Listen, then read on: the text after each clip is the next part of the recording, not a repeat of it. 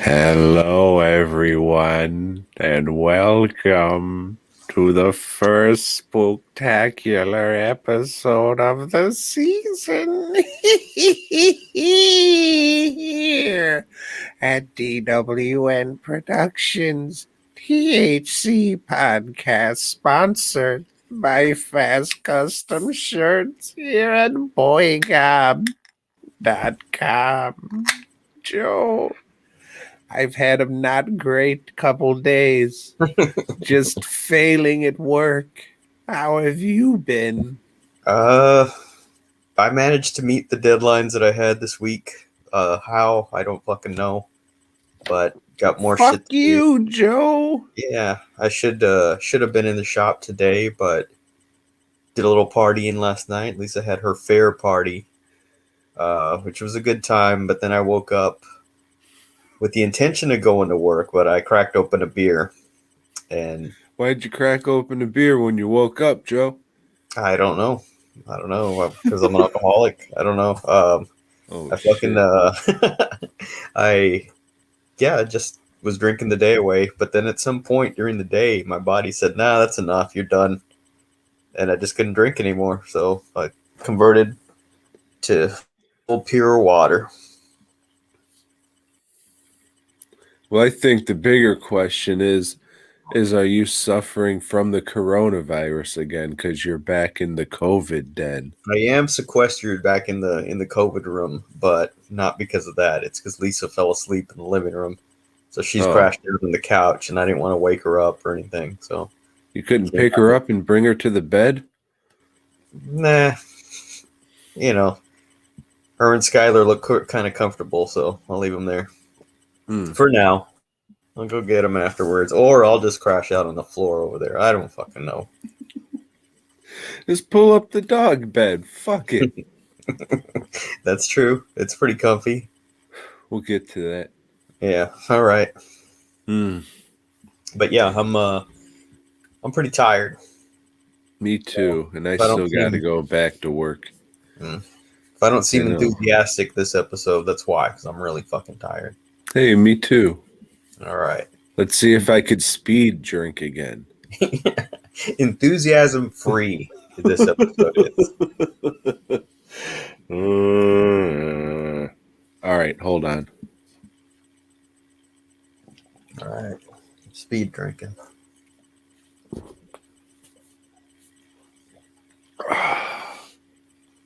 Yeah, it's hard. I took a shot of tequila after a whole day of failing on a sculpture. Like, I just couldn't fucking get it for the last 3 days. I just can't fucking get it. Hopeful about tomorrow, though. But, like, after literally the whole day of working on it, I just had to step away, take a shot, wrap it up for tomorrow, and just work on something else. Yeah. Sucks. But it's gonna be one of those that I have to finish it.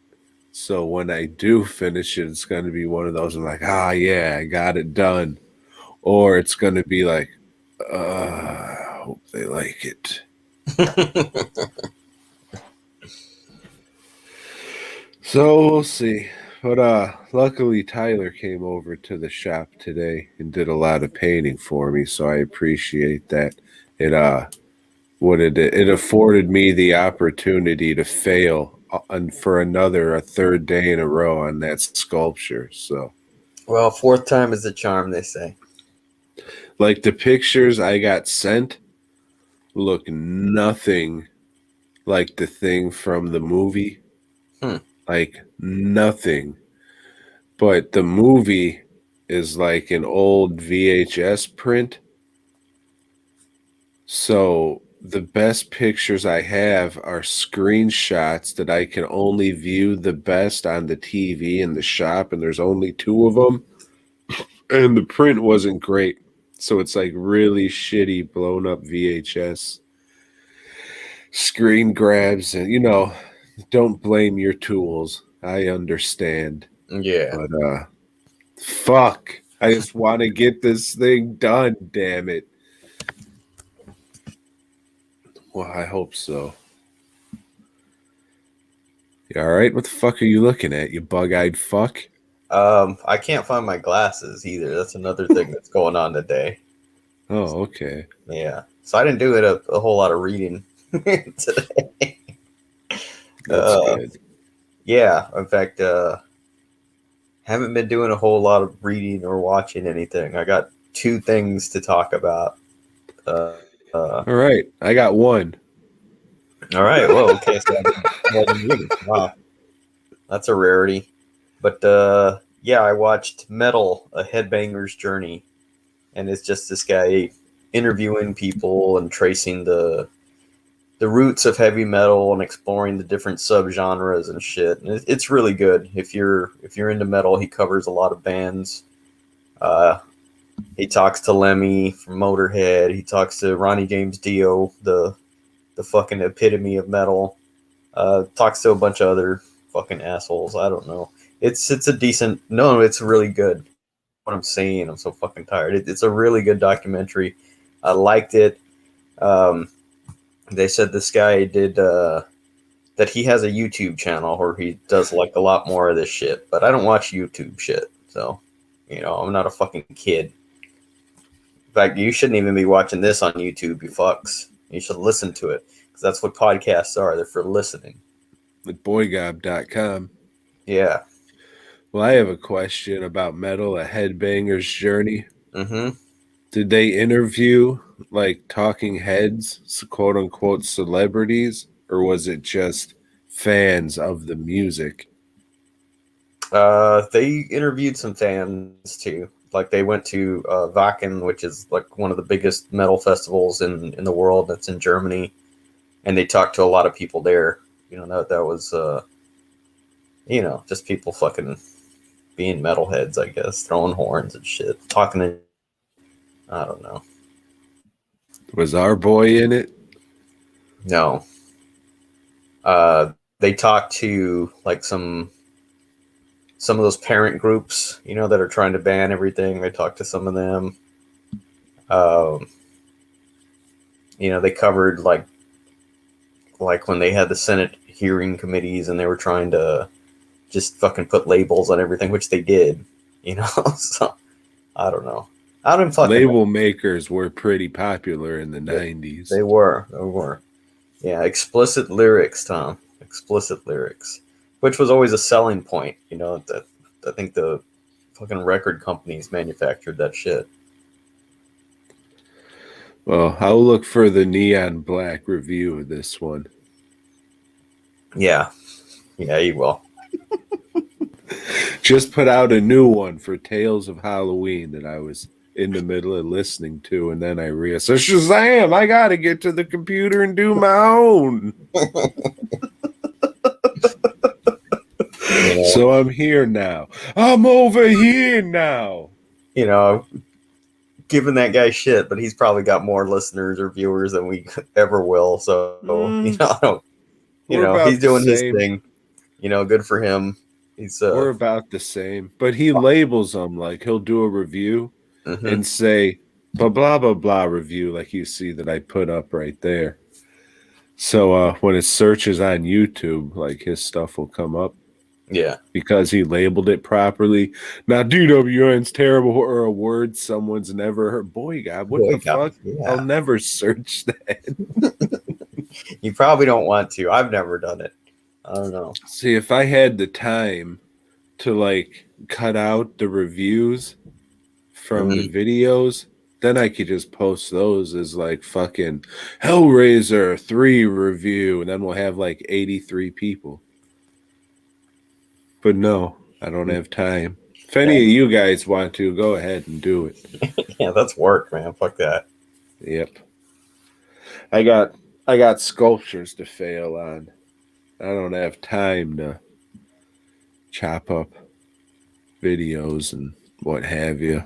So, would recommend highly. Yeah, I would. It's definitely one of the better things I watched this year, but it's not from this year. It's from like 2012 or some shit. Well, yeah, I guess if Lemmy was alive. but he's not. Neither is Dio. Probably anybody else he talked to. I don't know. The one guy who jumped off a bridge. Yeah, after listening to Judas Priest or something. It was weird. He was in this documentary, and then he was in the documentary The Bridge. It's funny how that works out. Never watched that one. You like people jumping off bridges? Not particularly, no. Yeah, I don't know if you'll like that documentary then. Okay. It's okay, though, if you like people jumping off bridges. What was the one thing you watched? Well, it took, I don't know, pardon me, it took about a year and a half, maybe a little more, to get back into the theater. The last thing I saw in theater was H.P. Lovecraft's Underwater. And the first thing I seen post-pandemic, even though we're still in it, I guess, was Venom 2, Let There Be Carnage. Oh, man. Yeah. Like, I went in fucking knowing I wasn't gonna like. Spoiler alert, it sucks. But, I mean, the first one sucks. But, I don't know. I didn't even know it was coming out already. Like, reviews for it were popping up on my YouTube feed. So I was just like, oh, shit. I guess I gotta go see this pile of fuck. And I did. Instead of, like, again, the relationship in Eddie and Brock, Eddie and Venom, like, it really sucks. It's like a playful buddy relationship, but it really turns out that Venom's gay. Not that there's anything wrong with that. You know, it was a joke in the first one. It's like, is this a gay thing? But in this one's like, oh no, it is. Venom goes to a rave. Like, he's not on Eddie, he's just on some other guy, and he goes to a rave, and he's like all drunk and fucked up. He says, "This is my coming out of the Eddie closet party and shit," and thanks everybody for accepting him. And if that's the way you want to fucking go with your movies, okay. It's really weird. I think they should have went darker with it, like they originally planned, and did it like more of a drug addict story, kind of like Brain Damage, where they need each other, not just Right, yeah. the alien loves this man. Like, there's no scary repercussions that like the scary thing that would happen that when Venom left Eddie is, oh no, now Carnage is after me and he has a symbiote and I can't protect myself. He's not like going through withdrawals, and you get what I'm saying? Yeah. It's a very piss poor choice that they made with these fucking Venom movies. Did they do Carnage comedic too, or? I was talking to Tyler today, and he's just like, so how did Carnage look? I was just like, it was all right. And then I thought about it. I was like, wait a minute. He was probably like 2 times the size he should have been. And then he had what looked like Dr. Octopus tendrils coming out of him. And in the scene, he literally turned into a tornado. Like a literal tornado in a prison. He just starts spinning around and, watch out, mister, here comes the twister. So just like the comics then, huh? Just like the comics then. I mean, if you like Woody Harrelson, you'll like his performance as Carnage, or I guess as Cletus. For a PG-13 movie, they did it okay, but that's really the only good thing I could say about it. Like, the movie was really bad, and I wasn't even paying attention that the fucking cop that they're setting up supposed to be Toxin. Like the cop looks like he dies and then his eyes glow blue like Celine from Underworld. And I was just like, who the fuck is this motherfucker supposed to be? Like you see his badge that says Milligan and shit, but I'm not putting anything together because I'm just watching this movie like, oh fuck. Because it's bad. It's not a good movie. So, how was the movie going experience after a year and a half? What kind of changes are in the theater? So, uh, all the people who worked there were wearing masks and shit, Mm-hmm. but I wasn't looking around like, oh shit, no one's wearing masks. Oh fuck, I'm still in the mode that's like, all right, this motherfucker's getting up. Where he's going? Is he coming back with a fucking gun? I'm still on that shit from fucking years ago. So, I mean, it's that. The trailers got me. Like I was feeling shit when I was watching these trailers that I wouldn't feel if I've been still going to the movies for fucking the 2 years or whatever. It was just nice to see these well-made trailers for shit you don't even care about. Like I'm not gonna go see Eternals, but I was just like, oh shit, that's nice and well put together for something I will never see. That yeah, I noticed like everything that's coming out I could give a fuck about. Like it's like they're not even trying really to make fucking good movies right now. And with Spider-Man, you'll be about that shit. Maybe. It's got your boy in it, Dr. Octopus. Oh, that's right. He's coming back from the dead or some shit. But that's common for comics, you know? All right, spoiler alert. Turn your shit down for a second or so. I'll go like this when you can come back. But seriously, leave now if you don't want to be spoiled.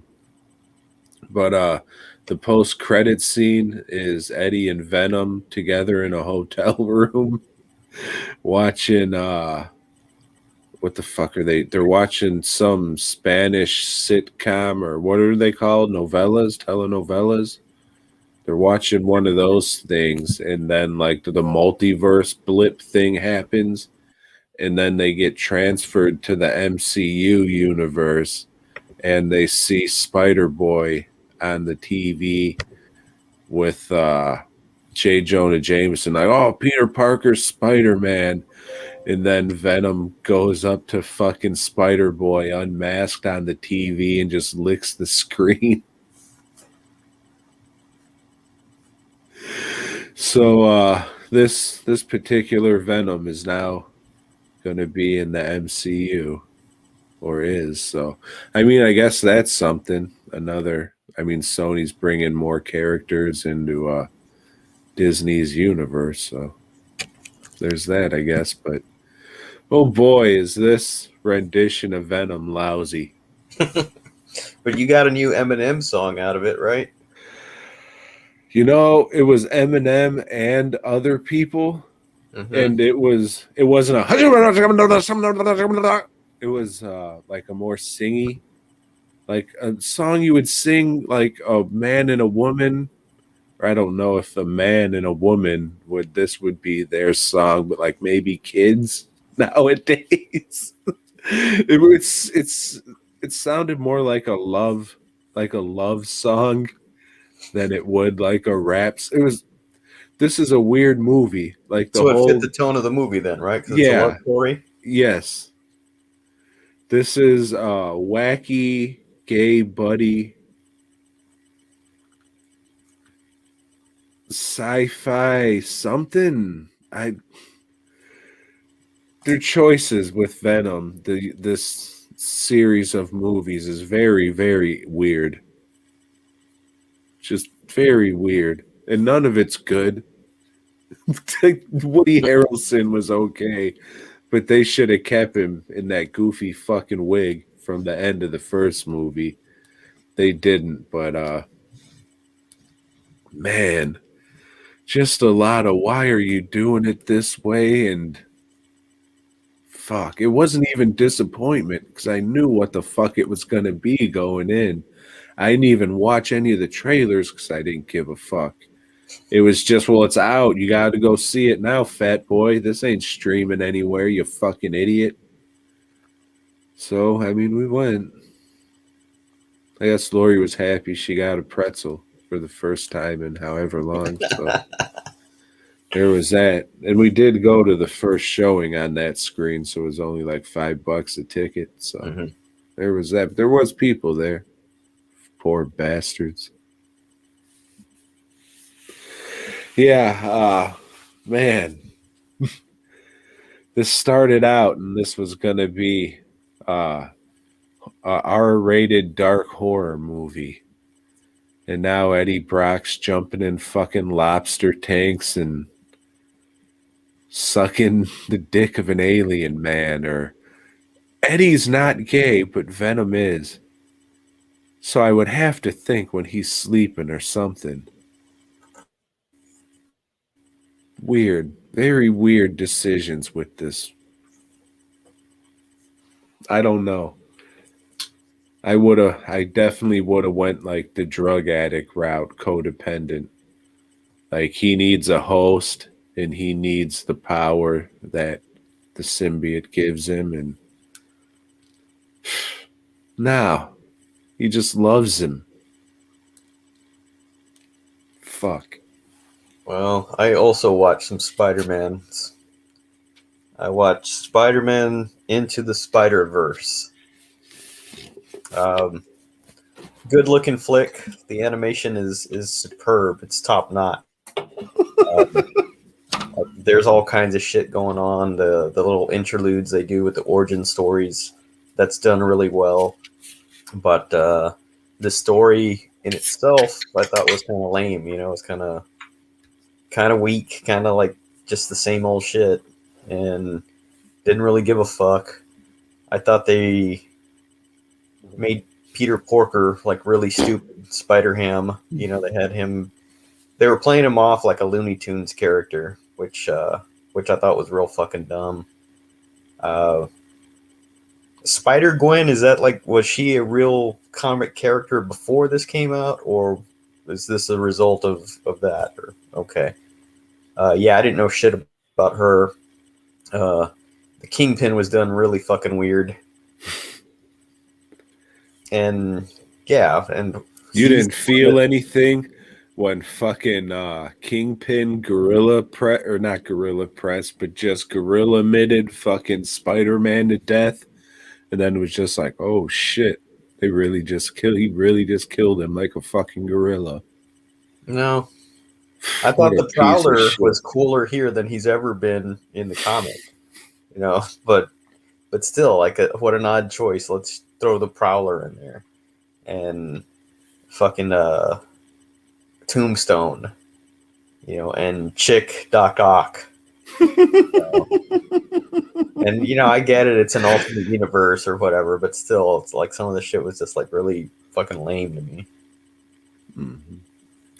Sorry to hear your racism speak. And yeah, Spider-Man Noir, I don't know. Yeah, I could go without fucking Spider-Man Noir, Spider-Ham, Penny Parker, and if there was another one, but I thought the three core were cool. And then, like, quote unquote, our universe Spider-Man getting transformed and helping train Miles and shit. I thought that was cool. Well, that's the thing too. It's like all of a sudden Miles knows how to do everything. Like he can jump around and fucking, like, he'd been training for a day.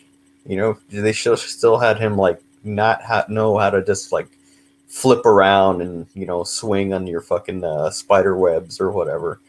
I wasn't buying it, Tom. I wasn't. Well, I mean, spiders, you know, it's like a natural instinct. They know how to do those things. Mm-hmm. So it's a natural instinct. They do. They know how to turn invisible, you know. I mean, that is one of his specific, like that. The only thing I know about fucking half black, half Puerto Rican Spider-Mans is everything from this movie. So, I mean, I guess he has like a electrocution stinger move he can do. Yeah. and he can go invisible like Reptile and shit. But I thought it was good. They made me give a fuck about a character I really didn't give a fuck about. And that little end piece I thought was cool, where they flash back to the 1967 cartoon, the one with the real shitty animation. Oh yeah, and they're all pointing at each other and shit. Yeah, yeah. And J. Jonah Jameson was in there too. He was. Yeah. And then they set up what's his nuts, because I was Miguel. about to get pissed that he wasn't in the movie. You know, it's like, oh, okay, they threw him in as an afterthought. Yeah, I like it, Joe. I think you're just a little hard on animation. Like I said, I like the animation, but nah, I'm hard on superhero movies for sure. You know, I would consider it the best Spider-Man movie we have so far. I'd still say number 2. That's what I would think of number 2 as well. Mm. It's shit. Except for your boy, Joey Diaz. He's in it. Yeah, little Joey D. So what else did you watch, Joe? That is it. That's all I watched. Is that a fact? It could be, or I could be trying to pull the wool over your eyes. Are you? I'll let you know at the end of the show. Coming up next. I looked up a picture of old Don. Holy shit. He's all teeth, that guy. Mm-hmm. He's all teeth and a mustache. This show is very forgettable. Yeah. You know, that's what I can say. It's like as soon as it's over, like I forgot what the segments were about. You know? Yeah. And already we've only watched 3 episodes and they're all kind of running into each other. You know, it's like, yeah. But, you know, it's more of the same. You know, some lame acting, some fucking unbelievable stories. Or are they believable? Well, I think I fucking got them all wrong this time. When I noticed this one, I mean, James or Josh Brolin, whichever the fuck one he is, sure, he looks confused and not sure what he's doing, but I think his fucking dark ass eyebrows and white ass hair, it just makes him look a little more off. Used. Yeah. I'm just glad he didn't drink that soda that was actually rocks. You know, I thought that was liquor. could have been on the rocks. I get it. Tom. Mm-hmm. Yeah, I can't remember any of the segments. Well, I couldn't either, so I looked them up before we recorded. Yeah, and I just watched this Wednesday or something. So this isn't gonna help, but I'm gonna say the name of the segment, Okay. and you're gonna see if you can remember which one it is. All right. All right, the first one is called The Prophecy. No. This one should have been called The Ouija Board, or if that was taken, The Spirit Board. All right. Yeah, the big ass spirit board, like the oversized fucking Ouija board. With the CGI smog cloud at the end. This is another one where, hey, she was never seen again. You know, it's like, okay. So what happened in this one, Joe? They bring a spirit board. Who do? A bunch of hoes? Some hoes. They start spirit boarding, and then there's footsteps up in the attic or upstairs or whatever, and it's the ghost of Mr. Boogity or something. I don't remember what his name was. It was the bride of. Yeah. And the girls get scared. They throw the fucking spirit board in the fireplace, but it's there the next day. It's there still, like burnt, charred a little. and Burnt then the chart a little, but it's still there. it's still usable. And I guess I don't remember. There's a fucking spirit. He comes and I don't know. The girl disappears or some shit. I don't remember. The CGI smoke cloud comes out, and that's supposed to be the ghosty. Mr. Boogity. So, Joe, Mm-hmm. did this really happen? I think I said no. Well, that's right. Okay. Even though going by how the show does things, it could have been right. I mean, people have used a Ouija board before, It's true. so they could have said it's Yeah. fact. Mm-hmm. Did a whole bunch of looking around. The next one, you'll remember this one by the name. You know, we're going to do something a little different with this one. It's going to be funny, but it's still scary. This is a tale I like to call. This is a story I like to call The Couch Potato. Oh yeah. So this is a guy that was in love with his television, and his wife tired of Spilt making the him sandwich sandwiches. on him. Yeah. Fucking bitch. This shit didn't happen. That fat bitch wouldn't drop that sandwich. Mm-mm. So one day he has a heart attack and like falls into the TV, and the TV like shocks him back to life or some shit. The end. His wife still leaves him. Right. She's like all sad, crying, "Oh, don't die on me. Oh, don't die on me. Damn it." And then he comes back to life and she leaves him. Mhm. I think I said this one was bullshit too. That's right. It's a bullshit. Mm-hmm. So you're getting them right so far. This next story I like to call Love Over the Counter. I don't remember this one. Because I don't know what that title has to do with shit. But this is the one where the lady's getting fucking stock tips from her dead Stock tips from her husband. husband, yeah, and the other guy had been like embezzling funds or some shit, insider trading or some shit. Yeah, and it's just like, oh, the paper is folded in half, and it says this word in there. I guess I should sell. Oh, my next is gonna be. And then it's just glowing on the page a little bit. This shit, watching it this time, it was like, are they trying to make Goosebumps for adults?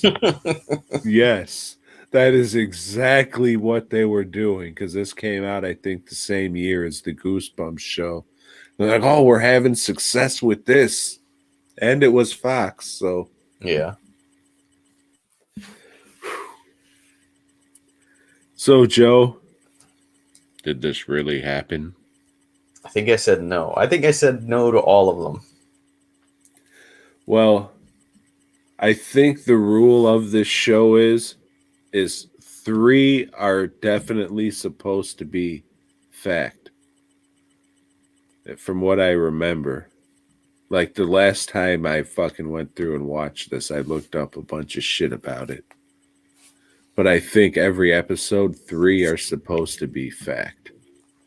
So this one was true, Joe. She was really getting stock tips from her dead husband. It was proven by science, you fucking asshole. Yes, the story about this lady making millions of dollars from fucking dancing on graves. She danced on a grave? What?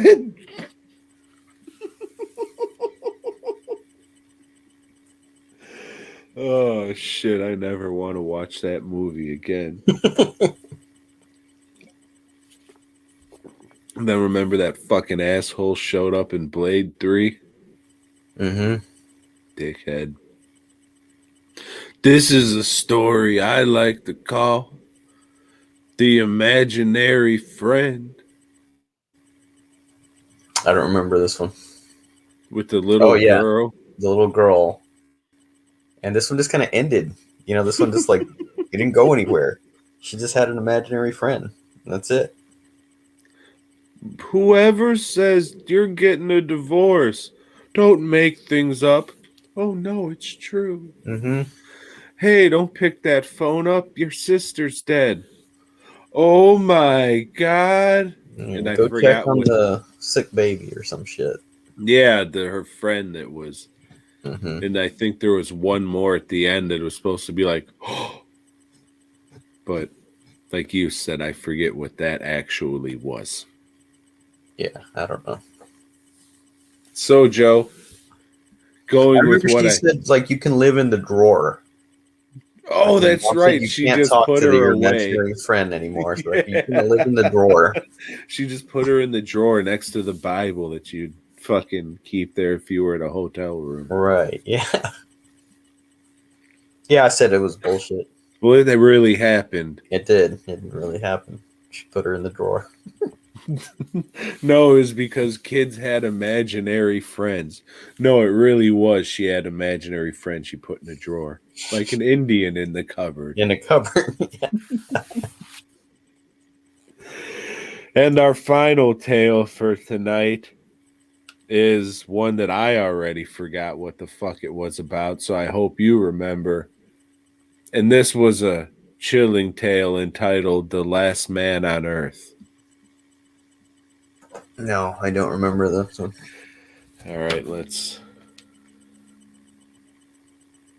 What? Why the fuck? I do remember this. Why the fuck was it called The Last Man on Earth?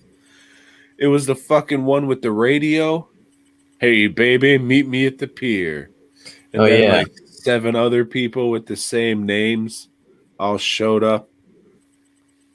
Yeah. This was a little romance story. A couple that hates each other. They're throwing shit at each other. They split up. And then the radio says, "Hey, meet me here. You know, I miss you. You know, we need to give this another chance." But it was like 2 people with the exact same names that made that fucking request or whatever. I don't You know. knew this was written by like some guy who was pissed off about his divorce, but really wanted to get back with her because the lady was like, she was fucking had a date with that guy in the old age makeup from the Six Flags commercials. Yeah, that was funny. And then the fucking dude was just with a fucking straight up hooker who Yeah, just that chick wanted just to wanted to blow fuck, him. and he's like, I think let's call it a night. But why this was called The Last Man on Earth, I don't fucking know. But it was. So how did you do tonight? Did we I trick you?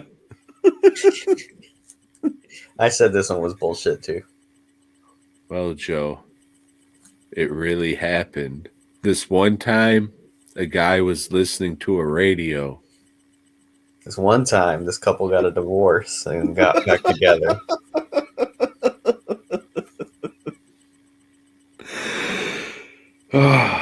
Episode 4 next week. All right. But this week, we introduced to a new villain in Spider-Man's. And this is the Schemer, is his name. And take over the Kingpin's territory using guerrilla warfare tactics.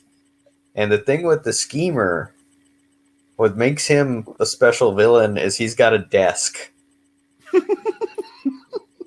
But not just any desk. Fuck no. This desk is all rigged up with like guns and like it can crush you from the top. You know, like if you lay on the desk, it could like fucking like another part of the desk will fucking come from the top and then crush you, maybe. Unless you're Spider-Man's and you know how to get out of that. This is a fucking lame ass villain. This guy. Are you saying this villain who I've never heard about ever before, ever, is lame? He's got a desk. That's his fucking weapon, is his desk. And he wears a cape. I don't know why. But yeah. One of the only fucking Marvel characters who was not a space character to wear a cape. We get this interlude too with the Kingpin. Like, there's a newspaper article that his son is dead, died in the Alps or something. And I don't know. I think his son like came back later and became the Rose, who was a foil for the Kingpin. He was trying to dismantle the Kingpin's empire from the inside, but it was his son. But anyway, that goes nowhere. Maybe next week it will. Flash is finally going back to fucking Vietnam. And both Gwen and Mary Jane make out with him before he leaves. Kind of odd. And then a truck or a van falls on Spider-Man's and Gwen. But he pushes her out of the way. Yeah, he's worried about revealing his secret identity when he should be worried about saving his girlfriend's life. But who fucking knows? I don't know. She's had it up to here with him, man. She's done. She's done. Until next issue. This is fucking lame. This was like a really lame issue. Even the cover, it's like they didn't give a fuck about it. It's just like, nah, let's just get this issue out. Yeah, it's what you would come to expect from Amazing Spider-Man up to this point. Not a good comic. I don't know how it achieved such success. You know, we've talked about this a whole lot already, so I guess that gimmick of him being a teenager really stuck with people. I guess. But he's not a teenager anymore. You know, he's in college and selling pics of Spider-Mans. You could be a teenager in college. Yeah, I guess. Not for so long, but unless you're one of those smart pricks. Yeah. We haven't seen him go to school in a few issues, so he's probably fucking kicked out by now. I don't know. It's because Stan Lee's been taking us to school with his fantastic writing abilities. His social commentary about the Vietnam War. Fuck Stan Lee. Speaking of social commentaries about the Vietnam War, Joe, you like lists? I do. Even lists that we've done before. I don't think we have. I think so. I think we've done songs from movies. Maybe. I don't know. But anyway, this is our top 10 soundtracks. Movie soundtracks. I don't know. For honorable mention, I have Superman, the movie. John Williams, one of the only scores he's done that I really, really liked. Then I've got The Good, the Bad, and the Ugly. The score to this is fucking outstanding. Then I have Eddie and the Cruisers, which is a great film. Are you fucking frozen, Tom? Yep, we're back. Let's run down these and have a very short episode. Okay. All right. So, again, Superman. Then I've got The Good, the Bad, and the Ugly. Then I have Eddie and the Cruisers. Then I have Savage Streets. A lot of songs on that one that I like. And then I have Tenacious D, because it's got Ronnie James Dio in it. And The Pick of Destiny, that's what it's called. For my honorable mentions, I have Race War the Remake. And then I have Tales from the Hood, featuring that Spice One classic, Born to Die. And then I have Paddington, because Shine's a banger. And then I have the Spawn soundtrack. The only song I can remember is that Marilyn Manson shit, Long, Long Road Out of Hell. No way I'd ever listen to that shit now. But I had the CD. And Beavis and Butthead Do America. Again, wouldn't listen to that now, but I had the CD. That's the Cinnabite from Hellraiser 3, for all you people who don't know what a CD is. He used to dress up like a lady. I didn't even number these. So I'm just going to go down the list. But my number 10, I have Thief. That's the Tangerine Dream score, which I like most of their shit. But this one is in particular Or it came to mind anyway. I have Big Money Hustlers. Hustlers.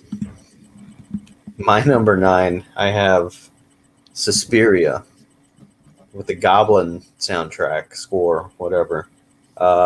This is not a movie I particularly like, but the music is really good. Joe, It's a Hard Night. And that's one of the songs from Dusk Till Dawn.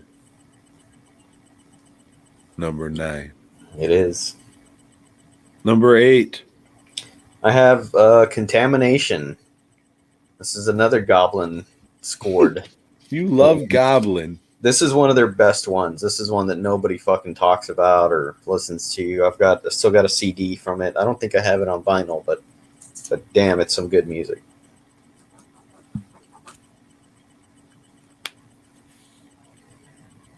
Team America, World Police. Fuck yeah. I would say that is the most novelty out of my list. I have Inquest with I forgot who's in this movie. Matthew Modine. He's like fucking wrestling in college. But the soundtrack has Hungry for Heaven, James Dio.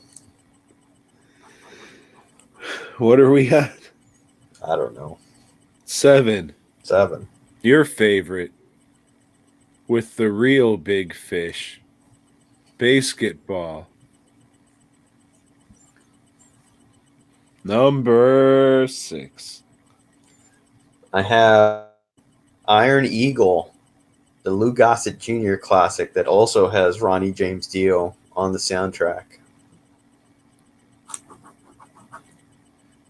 I have the soundtrack I would drive around listening to and get weird, confused stares at from Mexican folks. And this is the Machete soundtrack. Number 5. I have Star Trek, the motion picture, with that iconic Jerry Goldsmith score that they went ahead and used on the Next Generation show and a whole bunch of other shit. How did that one go? Yeah. Thank you. Just go to a high school football game. You'll probably hear it. Number 5, I have Orgasmo with the great songs from DVD-A, including Twisted Steel, Leather Donut, and Now You're a Man. Number 4. I have Phantasm. I think the music in this is fucking outstanding. I don't even remember who did it. I've got the record, but perfect music for a horror movie. It's fucking great. Just a sitting here at midnight. Oh, Reggie. And I'll be sitting here till noon. Since my baby left me. My baby left me blue. Oh, come on. You're such a kidder. You remember that scene? I do. It's a good one. Mm-hmm. Then they're drinking Dos Equis and shit. On the porch. Like a couple of friends. Yep. Number 4, Sin City, the soundtrack from the motion picture. When I ever want to feel like I'm a tough guy, I put on the Sin City jacket. I mean soundtrack. What? I put on the Sin City jacket? What the fuck? You have a jacket?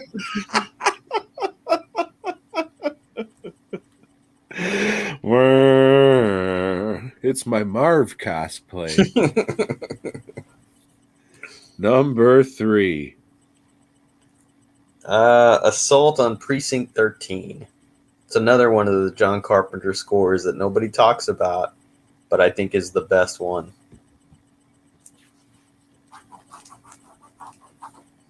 My number 3, The Human Tornado.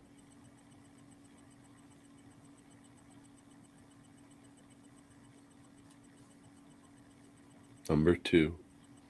My number 2, From Dusk Till Dawn. It's a hard night. Yep. My number 2 is Planet Terrar with 2 R's. Number 1. This is it, Joe. My number 1, I have The Muppet Movie. So, what was the big song from the Muppet Movie, if you don't mind me asking? What the fuck's it called? I don't know. Yeah, but it's the one he's singing like right at the beginning. He's all happy in his like little swamp, sitting on a lily pad playing a little guitar. Why are there so many songs about rainbows? That one. Okay. Tom, you're number 1. Mortal Kombat. It's a good one. It's the best one, Joe. I've got that record too. It's the best one. All right, Paul Williams and the Rainbow Connection. What are we doing fucking next week there, bud? I haven't even thought about it. I'd say let's our top 10 comic book monsters. Comic book monsters. Stan Lee, number 1.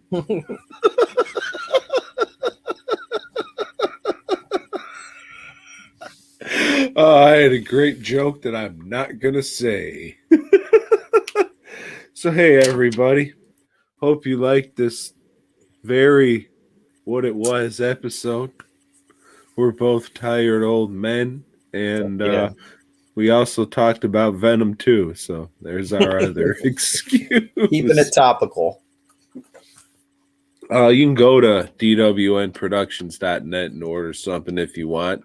You won't get it for Halloween, but you'll get it sometime for sure. You fuck. You can go to same thing for Fast Custom Shirts. If you're ordering a 4X especially, I don't know when you're getting your shit because I can't find any for going on a month now. Fucking pricks. Mm-hmm. All right, then.